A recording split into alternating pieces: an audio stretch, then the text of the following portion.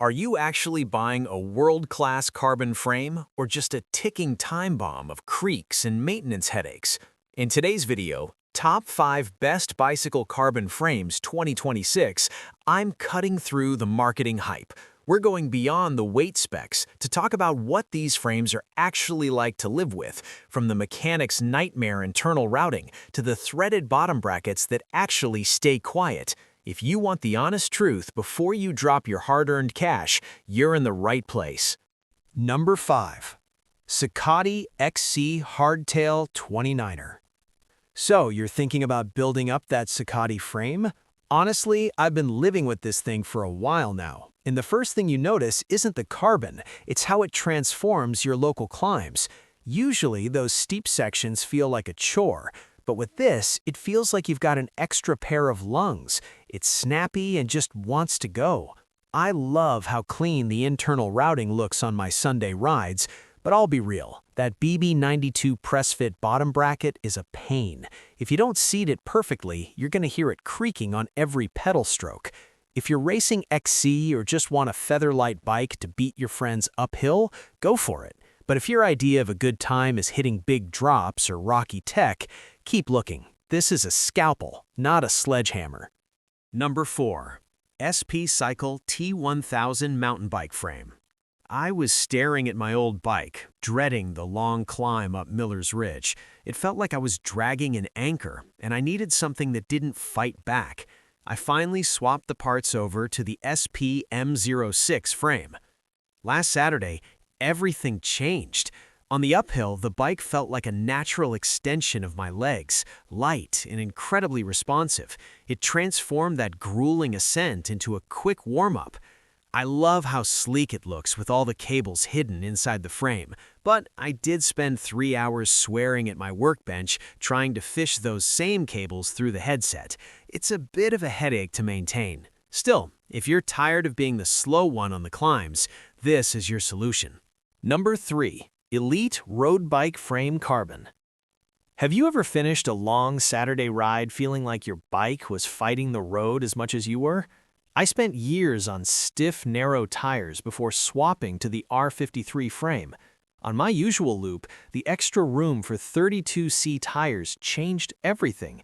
Suddenly, those vibrations from cracked pavement just vanished. The T47 threaded bottom bracket is a silent hero. No more annoying creaks when I'm out of the saddle on a steep grade.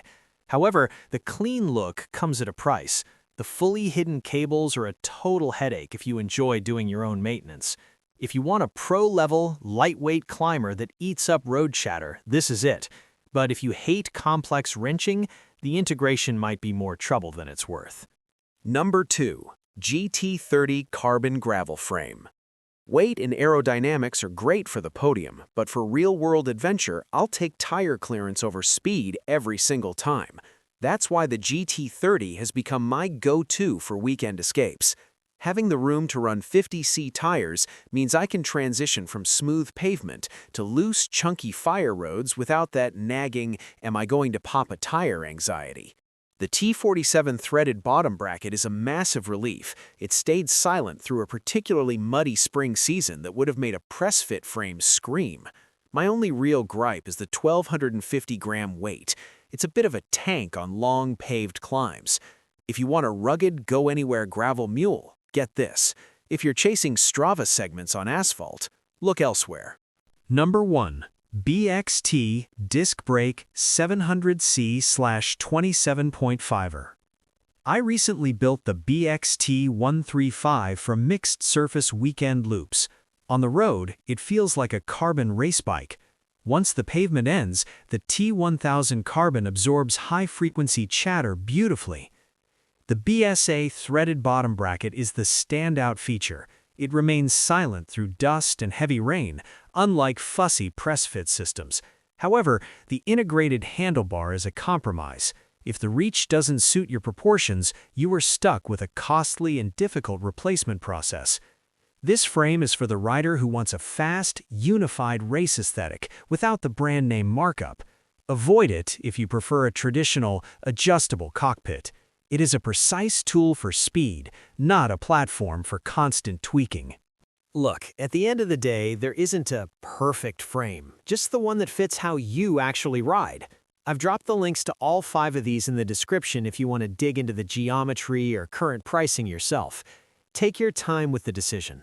Building a bike is half the fun, so don't rush into it. If you have questions about which bottom bracket or headset you'll need for these specific builds, just shout in the comments and I'll try to help you out. See you on the next one.